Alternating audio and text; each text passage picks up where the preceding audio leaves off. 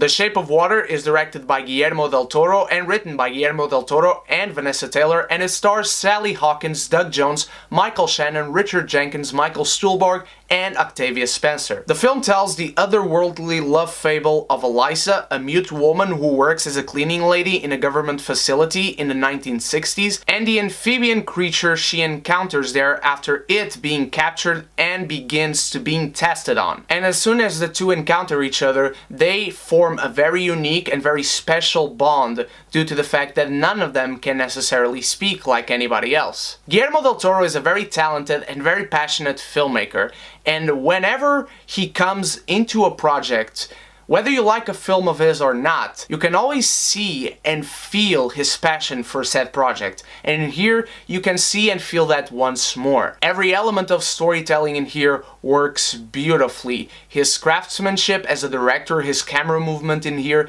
is mesmerizing. I was hypnotized in about 5 minutes into this film. The way he moves the camera around the set and around the characters, just telling a story, just letting these characters act their actions throughout as you see routines and their jobs and what they do in their leisure times. It's also beautifully captured and so uniquely captured by Del Toro's eye for telling a story. And also the set design and cinematography are absolutely jaw-dropping. This is one of the best looking films of 2017, even though I'm reviewing it in 2018. The use of color and lights just to tell a story, how Del Toro is using a frame and you see colors change and lights and shadows morphing together and breaking apart from each other. It's some of the best work I have seen from this man, and this man is known for working with these elements in very unique ways. The film also carries some of the best performances of the year, with Sally Hawkins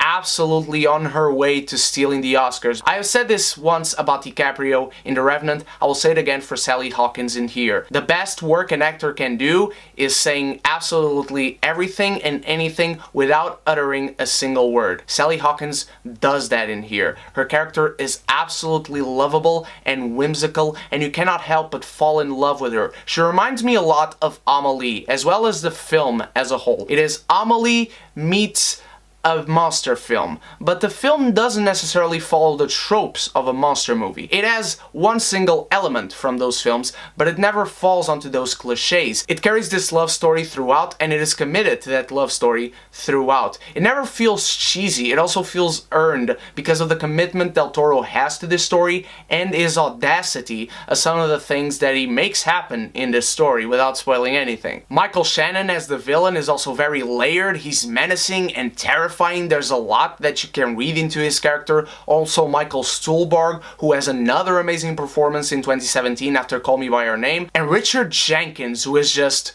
everything a neighbor should be and isn't, speaking from personal experience. This guy, I just want to hug him. I just want to hug him, hang out with him, and eat some key lime pie with him. And I absolutely cannot do a review of this film without mentioning and praising the practical work on the amphibian creature, which is just out of this world, from the way he interacts with Sally Hawkins, from the way he interacts with the setting, from the way there are some lights in his body that I will not spoil why they are there. Doug Jones, underneath all this makeup and underneath all these prosthetics and underneath everything, he just becomes this character. But also the character itself carries this weight throughout the film that makes you feel for it so much, and also fits into the thematics that are also there in the other characters and in the story itself. There's some magical, and that's the right word, magical work in here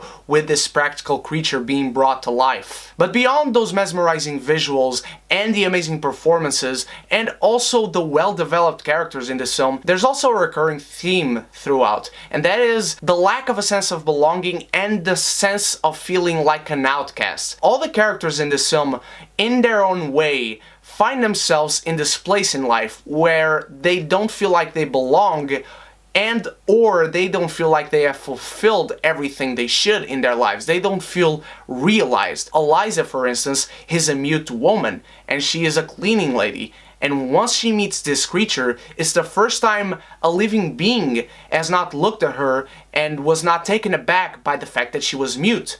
They learn to communicate with each other very organically, and they are learning with each other, and they don't have any prejudice or bigotry towards each other whatsoever. And that's a bond that this film explores deeply well and in a very loving way. Even Michael Shannon as the villain, as I said, there's a lot of layers to him because he doesn't feel necessarily fulfilled. He's working under some people that he doesn't think he should be working under of. Also, Michael Stuhlbarg, without spoiling anything, he also is an outcast in his own way. He's a scientist who wants to research the creature with very pure intentions. And Richard Jenkins, as I said, amazing performance. What his character goes through in this film, his beautiful arc, really fits into what the backdrop is of this film. There's a dark world being explored, but even in this dark world, in these dark times, there's a beautiful love story to be found. There are beautiful characters to be found, relatable characters, and a gorgeous direction and storytelling from Del Toro, with also an amazing help from the score. Del Toro has crafted something very special in here, something that I feel many people will appreciate in their own different levels and their own different ways, because there are a lot of themes in here